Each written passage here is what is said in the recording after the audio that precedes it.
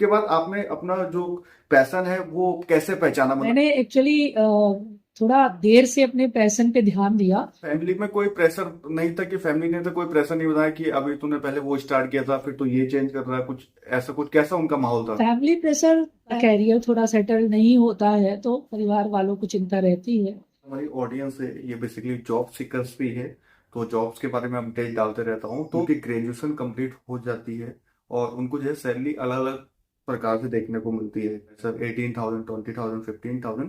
तो कानून के हिसाब से कितना मिनिमम क्राइटेरिया, कितनी सैलरी होनी चाहिए as a fresher, as a graduate जो कैंडिडेट है, तो कितनी यहाँ पर रखी गई है? देखिए, मिनिमम वेजेस एक्ट करके एक कानून है जिसमें ये बताया गया है कि क्या आपका डिफिकल्टी एरिया क्या रहा? जैसे कि आपने पहले एसएससी की तैयारी करी थी, फिर आप जो है एडवोकेट की, फिर आपने पढ़ाई की, तो क्या डिफिकल्टी रहा कुछ? बिल्कुल डिफिकल्टी होती है, लेकिन डिफिकल्टी के साथ साथ एक होता है कि उम्मीद नहीं छोड़ना।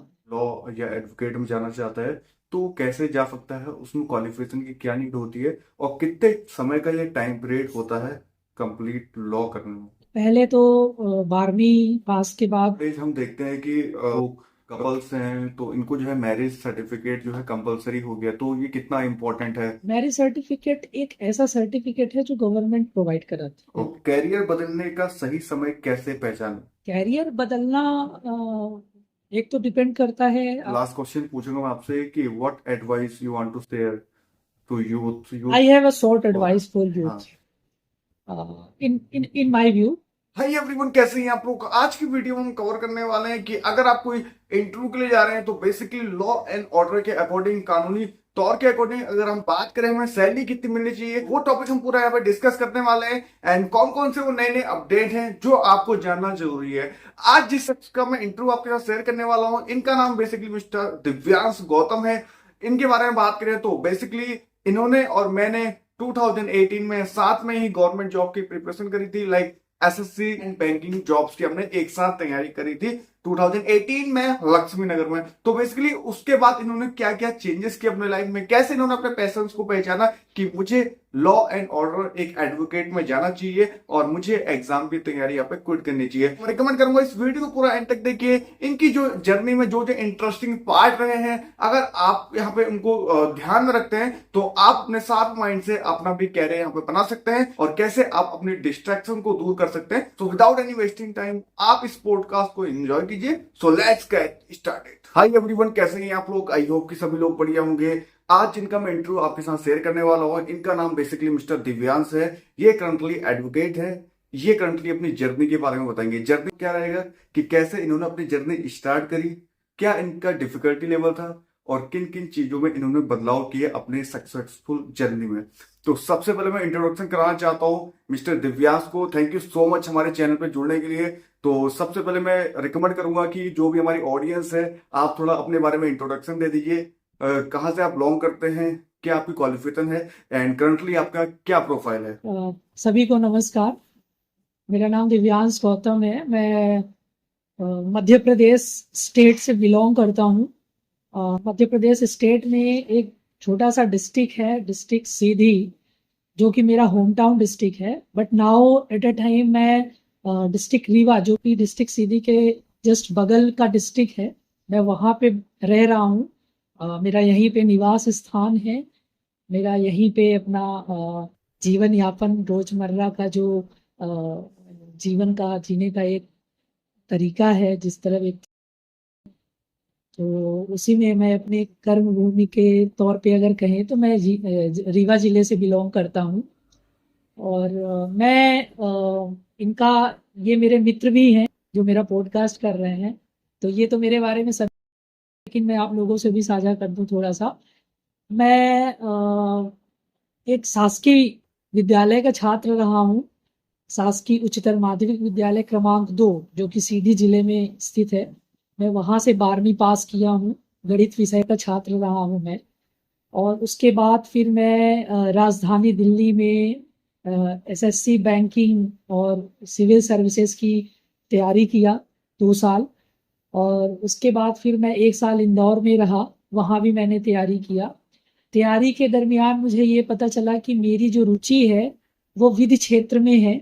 और विधि से संबंधित लॉ से रिलेटेड जो भी चीज़ें मैं देखता था या मैं महसूस करता था, तो मेरा इंटरेस्ट उस पे समझ में आता था कि मैं इस पे बेहतर कर सकता हूँ। तो फिर मैंने 3 साल तैयारी करने के बाद मैंने ये निर्णय लिया कि मुझे एलएलबी करनी है। और फिर मैंने लॉ की पढ़ाई की। मैंने 3 साल का एलएलबी ग्रेजुएशन किया और फिर उसके बाद मैंने 2 साल का एलएलएम क्रिमिनोलॉजी विषय से किया। और अभी इसी वर्ष मेरा एलएलएम पूरा हुआ है और पिछले 2 वर्ष से मैं जिला एवं सत्र न्यायालय रीवा में ही वकालत का प्रैक्टिस कर रहा हूँ। और सीधी जिले के भी डिस्ट्रिक्ट कोर्ट में मैं जाता रहता हूँ, चुरहट मजिस्ट्रेट कोर्ट में भी जाता रहता हूँ।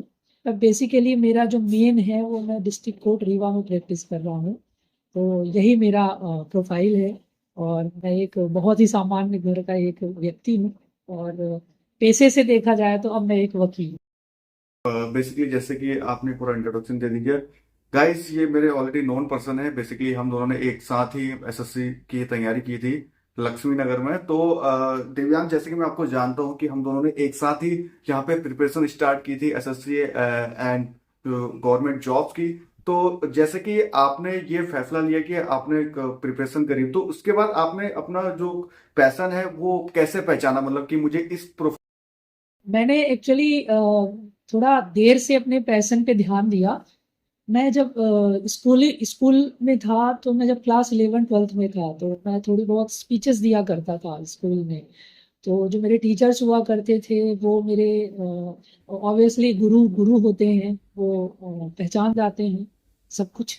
तो मेरे स्कूल में टीचर्स थे, वो मुझे सजेस्ट करते थे कि तुम आगे चल के लॉ फील्ड में जाना, तुम एक अच्छे अधिवक्ता बन सकते हो, तुम एक अच्छे लॉ फील्ड में एक अच्छे जज बन सकते हो।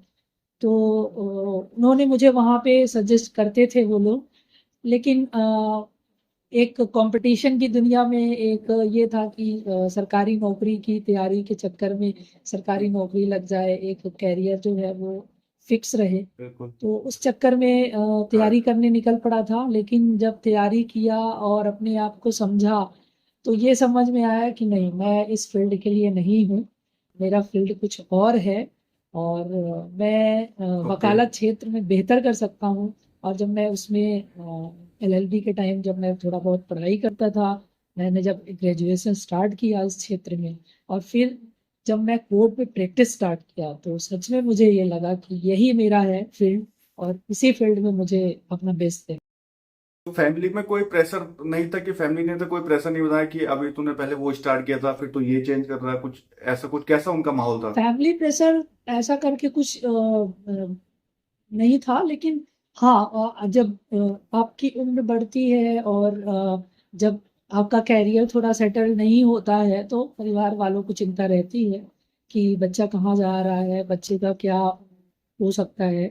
लेकिन एक फिर कंफर्ट जोन तो कहीं नहीं रहता, थोड़ा स्ट्रगल रहता है। लेकिन जब स्टूडेंट और बच्चा खुद सिंसियर हो और वो फैमिली को ये महसूस कराने में भी अपना सक्षम हो कि नहीं, हम अपने कैरियर को लेके थोड़ा सीरियस हैं और हम बेटर बेटर करने वाले हैं आगे चल के, तो फैमिली सपोर्टिव होती है, फैमिली सपोर्ट करती है। और कोई भी फैमिली हो, वो हमेशा अपने बच्चों को सपोर्ट ही करती है, बस वो सही रास्ते। आपकी इंस्पिरेशन कौन है कि आपको जो इस प्रोफाइल में ले गई? मेरा इंस्पिरेशन तो एक तो मैं खुद ही हूँ, क्योंकि सही और गलत मेरे में हमेशा से था। ये चीज़ मेरे बब्बा में थी और फिर मेरे दाना, ये हम लोगों के नेचर में ही रहा है। और ये जो विधि का क्षेत्र है, ये बहुत ही बड़ा स्कोप देता है इस तरह के काम को करने के लिए। तो इंस्पिरेशन तो फैमिली ही थी। और बाकी ओके। ऑफिशियली इंस्पिरेशन देखें तो हाँ, मेरे सीनियर हैं श्री राघव मिश्रा सर, जो यहीं डिस्ट्रिक्ट कोर्ट रीवा में हैं और रीवा से बिलोंग करते हैं, और बहुत बड़े सीनियर एडवोकेट के बेटे हैं श्री कौशल प्रसाद मिश्रा जी, जो मध्य प्रदेश में एडवोकेट जनरल रह चुके हैं। तो वो मेरे सीनियर के तौर पे एक इंस्पिरेशन है। अदरवाइज ये फील्ड मेरा खुद का इंटरेस्टेड फील्ड रहा है, तो मैं इसका इंस्पिरेशन अपने आप तो क्या आपका डिफिकल्टी एरिया क्या रहा? जैसे कि आपने पहले एसएससी की तैयारी करी थी, फिर आप जो है एडवोकेट की फिर आपने पढ़ाई की, तो क्या डिफिकल्टी रहा? कुछ एजुकेशन में कुछ डिफिकल्टी रही आपकी? बिल्कुल डिफिकल्टी होती है, लेकिन डिफिकल्टी के साथ साथ एक होता है कि उम्मीद नहीं छोड़ना।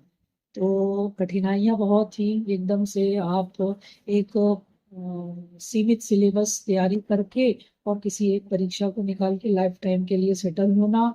लेकिन ये एक ऐसा फील्ड है कि प्रतिदिन पर डे आपको स्ट्रगल करना पड़ता है। नए केसेस आते हैं, नए तरह की उसमें समस्याएं होती हैं, नए नए लोगों से रूबरू होना पड़ता है। तो बिल्कुल एकदम ये एकदम अलग फील्ड है। इसके लिए आपको पर डे प्रतिदिन अपने ऊपर काम करना पड़ता है, हार्ड वर्क करना पड़ता है अपने राइट। ऊपर। और मतलब एक हमारे सीनियर सर कहते हैं कि यदि वक्ता होना, वकील होना मतलब बिल्कुल। पढ़ाई से शादी कर लेना। तो पढ़ाई डेली करनी पड़ती है, इसमें स्टडी ऐसा है कि टिल लाइफ लॉन्ग इस पे करना पड़ेगा। इस ओके। पे पढ़ाई कभी पूरी नहीं होती। तो पढ़ाई करते रहना है, काम को करते रहना है, गलतियों को सुधार करते रहना है। अगर कोई कैंडिडेट या कोई बंदा है जो जो लॉ या एडवोकेट में जाना चाहता है, तो वो कैसे जा सकता है? उसमें क्वालिफिकेशन की क्या नीड होती है, और कितने समय का ये टाइम पीरियड होता है कंप्लीट लॉ करने में? पहले तो 12वीं पास के बाद अगर वो 5 ईयर इंटीग्रल बीए एलएलबी या बीकॉम एलएलबी जो इंटीग्रल लॉ का कोर्स होता है उस पे अगर वो कर रहा है हम्म। तो एक वो होता है। दूसरा होता है अगर वो ग्रेजुएशन कोई दूसरे स्ट्रीम से कर लिया okay. Like BSc BA BCom, तो फिर उसे 3 ईयर एलएलबी प्रोग्राम सही रहता है। हम्म। तो वो 3 ईयर एलएलबी प्रोग्राम करने के बाद जब उसका लॉ ग्रेजुएशन कंप्लीट हो जाता है तो फिर उसके बाद वो अपने स्टेट बार काउंसिल से, जिस स्टेट से वो बिलोंग करता है, हर स्टेट का अपना स्टेट बार काउंसिल होता है, वहाँ वो टेम्परेरी रजिस्ट्रेशन कराता है, वो एडवोकेसी की प्रैक्टिस ओके। शुरू कर देता है। हम्म। लेकिन वो जो टेम्परेरी स्टेट बार काउंसिल का रजिस्ट्रेशन होता है, वो जो लाइसेंस देती है एडवोकेट प्रैक्टिस करने के लिए, वो सिर्फ 2 साल के लिए देती 2 इयर्स। है। इट मीन्स 2 साल के अंदर आपको ऑल इंडिया बार एग्जामिनेशन AIBE का एग्जाम क्वालिफाई करना पड़ता है।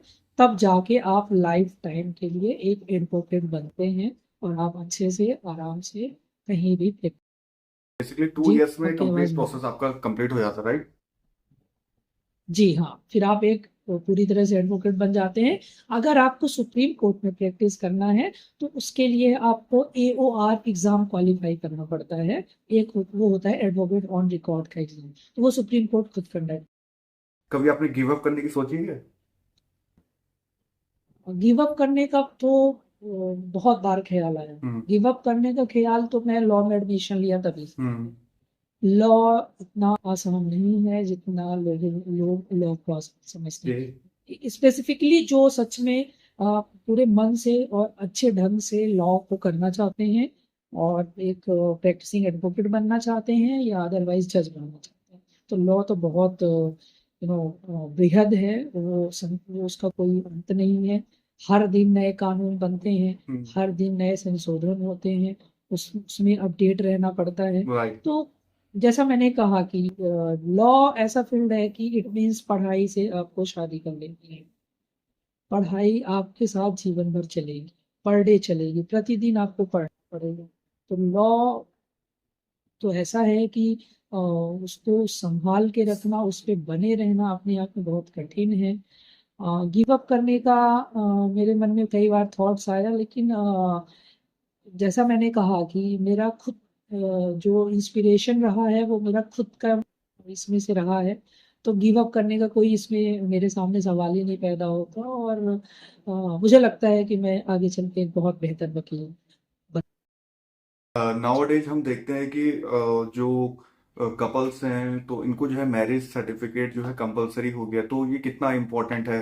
ये क्यों लागू किया गया? इससे पहले क्यों लागू नहीं किया गया? तो उसका मेन मकसद क्या है?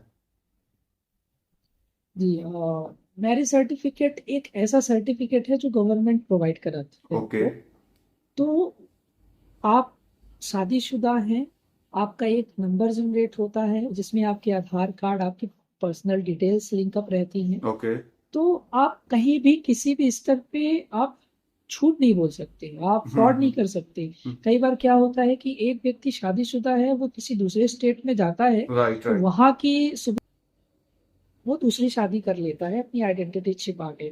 तो क्योंकि हर व्यक्ति का एक अपना राइट राइट यूनिक आईडी आधार कार्ड नंबर रहता है, हर व्यक्ति का अपना एक परिचय पत्र होता है। बिल्कुल तो बिल्कुल जब वो सारे नंबर उसके मैरिज सर्टिफिकेट में लिंकअप रहेंगे, तो उसके नंबर को जब वहां डाला जाएगा, जब वो दूसरी शादी करने जाएगा, तो उसके डिटेल्स वहां पे आ जाएंगे कि अरे ये तो शादीशुदा है। तो इन सारे फ्रॉड्स को रोकने के लिए, इन सारी अवैध गतिविधियों को रोकने के लिए सरकार इस तरह के नियम आने वाले समय पे बनाती रहती है, और आने वाले समय पे बनाएगी भी। जो भी समाज में संतुलन बनाने के लिए ओके। उपयुक्त होगा, सरकार उस पर संशोधन करती रहेगी। बहुत सारे लोगों ने सर्टिफिकेट बना दिए हैं, लेकिन कई सारे लोग ऐसे हैं जो कि इसे इग्नोर कर रहे हैं, ज्यादा सीरियस नहीं ले रहे हैं। तो उनको आप क्या बोलना चाहेंगे कि कितना इम्पोर्टेंट कोई है? भी कोई भी शुरुआत होती है कानून से संबंधित हमारे समाज में, तो चूंकि हम लोग उस चीज की आदी नहीं रहते हैं, तो इस वजह से हम उसको उस तरीके से उतने सीरियसली ध्यान नहीं देते उस चीजों पे। लेकिन आने वाले समय पे जब वो कंपलसरी हो जाएगा और उसके बिना लोगों का काम रुकना शुरू हो जाएगा, तो मुझे लगता है कि अभी लोगों के बीच में ये जानकारी धीरे धीरे जा रही है। तो जो समझदार और पढ़े लिखे लोग हैं, वो इस पे ध्यान दे रहे हैं, और जो नहीं जान रहे हैं उनको जागरूक किया जा रहा है। और मुझे लगता है कि आने वाले समय पे सभी लोग, जैसे सबके पास अपना आधार कार्ड है, अपना वोटर आईडी है, सबके पास अपना मैरिज सर्टिफिकेट भी होगा, जो उनके लिए ही फायदेमंद रहेगा। उससे कई सारे लाभ भी मिलते हैं। तो बिल्कुल। जो हमारी ऑडियंस है ये बेसिकली जॉब सीकर्स भी है, तो जॉब्स के बारे में अपडेट डालते रहता हूँ। तो बहुत सारे लोग होते हैं कि उनकी ग्रेजुएशन कंप्लीट हो जाती है और उनको जो है सैलरी अलग अलग प्रकार से देखने को मिलती है। As a fresher 18,000, 20,000, 15,000। तो कानून के हिसाब से कितना मिनिमम क्राइटेरिया, कितनी सैलरी होनी चाहिए as a fresher, as a graduate जो कैंडिडेट है, तो कितनी यहाँ पर रखी गई है? देखिए, मिनिमम वेजेस एक्ट करके एक कानून है, जिसमें ये बताया गया है कि एक न्यूनतम मजदूरी किसी भी व्यक्ति को कितनी दी जानी चाहिए। तो सरकार जो भी तय करती है, और जो प्राइवेट इंडस्ट्रीज हैं, जो लेबर वर्कर हैं, तो उन सबको आप देखते होंगे कि 400 500 पर डे एक न्यूनतम वेजेस उनको मिलता ही है, उससे कम नहीं मिलता है। अगर उससे कम कहीं मिल रहा है, तो इट मीन्स उनके साथ गलत हो रहा है। तो वेज एक्ट बना हुआ है हमारे देश में, तो उसके परिधि में ही रह के सभी मजदूरों को और सभी कर्मचारियों के जो भी उनके वेतन बनते हैं, वो निर्धारित किए जाते हैं। अगर उनका उल्लंघन होता है, तो उसके खिलाफ आप कार्रवाई कर सकते हैं संबंधित authority. Private job and government job में क्या डिफरेंट है? कौन सी बेटर है? क्या आप कुछ कहना चाहते हैं इस बारे में? प्राइवेट जॉब नाम से ही अलग है, गवर्नमेंट जॉब नाम से ही अलग है। प्राइवेट मीन्स आपका आपका हाँ। जो बॉस होगा, वो कोई प्राइवेट पर्सन होगा। गवर्नमेंट मीन्स आपका जो बॉस होगा, वो गवर्नमेंट होगी। तो गवर्नमेंट कोई एक व्यक्ति नहीं है, प्राइवेट इंडिविजुअल भी हो सकता है। तो बिल्कुल अंतर है। राइट लेकिन राइट। काम अगर बेहतर है, तो प्राइवेट से स्कोप ज्यादा है। जो कैंडिडेट है आजकल के जो यूथ है, तो बेसिकली ये काफी सारे डरते हैं। तो डर से जीतने के लिए क्या माइंडसेट होना चाहिए? पॉजिटिव माइंडसेट, उसके लिए क्या हमें एक्सरसाइज करनी चाहिए या मेडिटेशन, कुछ भी आप कह सकते हैं। हमारी जो है एज धीरे धीरे बढ़ रही है और ग्रो उतना हो नहीं पा रहा है, तो टेंशन काफी हो जाती है। कैरियर तो से बंदा क्या होता है, डर जाता है, नेगेटिव सोचने लगता है। तो उसको कैसे वो दूर करें? बिल्कुल। अगर आप कैरियर से रिलेटेड डर की बात कर रहे हैं, तो वो डर जायज है, हर व्यक्ति को होता है। इनफैक्ट 60 वर्ष के व्यक्ति को भी होता है। तो अगर कैरियर से रिलेटेड डर की बात कर रहे हैं, तो वो डर बिल्कुल अच्छा है, वो डर होना चाहिए। अब रही बात, वो डर किस हद तक होना चाहिए, कहाँ तक होना चाहिए, और उससे हम बाहर कैसे निकलें। उस डर को केवल वहां तक आप रखिए कि अगर आप समय से रहते अपने ऊपर काम नहीं करेंगे, सही काम नहीं करेंगे, तो आप बहुत पीछे हो जाएंगे। उस डर को केवल वहां तक रखना है। अब उस डर से उस डर को वहीं पे छोड़ देना, और उस डर के जो हम्म। कॉन्सिक्वेंसेस हैं, उस पे आप ध्यान दीजिए। क्या ध्यान देना है? कि बिल्कुल, समाज के बिल्कुल। साथ चलना है, बिल्कुल सोसाइटी के बराबर में चलना है, तो सोसाइटी की तरफ मेहनत करनी पड़ेगी। सोसाइटी की तरफ लिविंग रखनी है आपको, राइट। तो सोसाइटी की तरह लिविंग रखनी है, तो सोसाइटी की तरह अर्निंग करनी पड़ेगी आपको, कमाना भी पड़ेगा। अगर जीवन जीना है अच्छा, तो कमाने के लिए अच्छा काम करना पड़ेगा, राइट। अच्छी मेहनत करनी पड़ेगी। तो कुल मिला के आपका डर जो है, वो आपको अपने जीवन को बेहतर बनाने तक ही रखना है। आपको अपने डर को, अपने शरीर को बीमार करने के लिए नहीं बनाना है। टेंशन नहीं लेनी है, मेहनत करनी है, खुश रहना है, और वही होगा जो आप राइट। मेहनत से पाना चाहोगे। मेहनत नहीं करोगे, किसी बिल्कुल, दूसरे के बिल्कुल, भरोसे बैठोगे, कभी बिल्कुल। कुछ भी नहीं।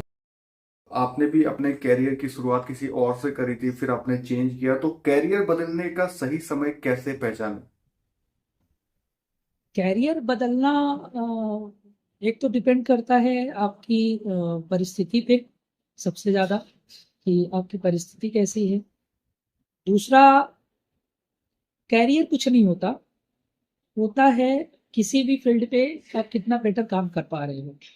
मुझे लगता था कि जो मैं पहले काम करता था, जो मैं पहले तैयारी कर रहा था सरकारी जॉब, गवर्नमेंट जॉब पे जाने की, तो मुझे लगता था कि मैं वहाँ सीमित रहने वाला हूँ और मेरे पास वहाँ स्कोप नहीं है, मैं इंडिपेंडेंटली वहाँ पे काम नहीं कर पाऊंगा। मुझे एक इंस्टीट्यूशन अथॉरिटी के अंडर में रह के उनके rules and terms and condition के हिसाब से जीना पड़ेगा, काम करना पड़ेगा। तो मैं वहाँ पे अपने आप को स्विच किया कि नहीं, मैं अपने हिसाब से भी कुछ काम करना चाहता हूँ। पर्सनल लिबर्टी नाम की भी चीज़ होती है जो मेरे लिए मैटर करती थी। फिर मैंने इस फील्ड को चुना और मुझे लगा कि ये ऐसा फील्ड है जहाँ मैं सोशल वर्क भी कर सकता हूँ, पर्सनल भी अपना लाइफ सेटल कर सकता हूँ, और मेरे इस फील्ड पे, मेरे इस काम के बदौलत मेरी एक अच्छी इमेज सोसाइटी पे बनने वाली है। तो इस बिल्कुल। तो इन सारी चीज़ों को देख के मैं स्विच किया और मैं सक्सेस की क्या डेफिनेशन है हमारे जीवन में? सक्सेसफुल इंसान किसे कहा जाता है? कैसे उसे पहचाने? क्या डेफिनेशन है इसकी? ये कठिन सवाल है। सक्सेस सबका अपना अपना इसका डेफिनेशन है। जो यूनिवर्सल डेफिनेशन है सक्सेस की, मुझे लगता है कि जो अभी तक मैंने जिन महान लोगों के बारे में पढ़ा, जिनको मैं जानता हूँ थोड़ा बहुत, या जो मैं देखता हूँ, राइट। तो सक्सेस है कि आप खुश रहो, आप सेटिस्फाइड राइट। रहो, आप खुश रहो, और थोड़ा बहुत ये सोसाइटी आपको प्रेज करेगी, सामने वाला व्यक्ति जो है वो अच्छा ओके। व्यक्ति है, काम अच्छा किया। मेरे लिए सक्सेस बस इतना सही है। और आजकल सक्सेस को किसी दूसरे तरीके से लोग देखना शुरू जरूर कर दिए हैं, पर मुझे लगता है कि वो सक्सेस नहीं है, वो बस एक एक